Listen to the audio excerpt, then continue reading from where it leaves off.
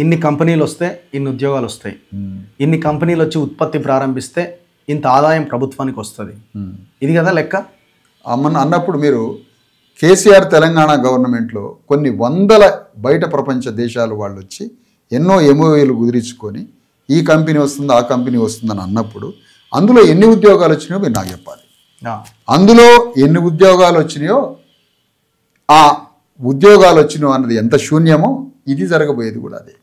ఇక్కడ ఏమీ లేదు సార్. ఇక్కడ ఏంటంటే రేవంత్ రెడ్డి గవర్నమెంట్ ప్రపంచ కుబేరుల దగ్గర ఈయన మంచి స్థానం సంపాదించాలి. మంచి స్థానం సంపాదించడానికి నీకు రాజ్యాన్ని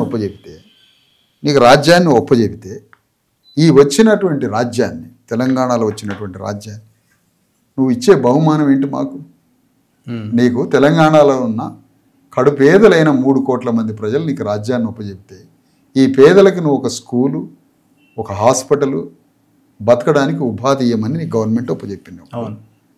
ఆ వచ్చిన గవర్నమెంట్ని తెలంగాణలో భూమి మొత్తాన్ని ప్రపంచ కుబేరులకు నువ్వు ఒప్పజెప్పడానికి మనసు ఎట్లా ఒప్పింది నీకు?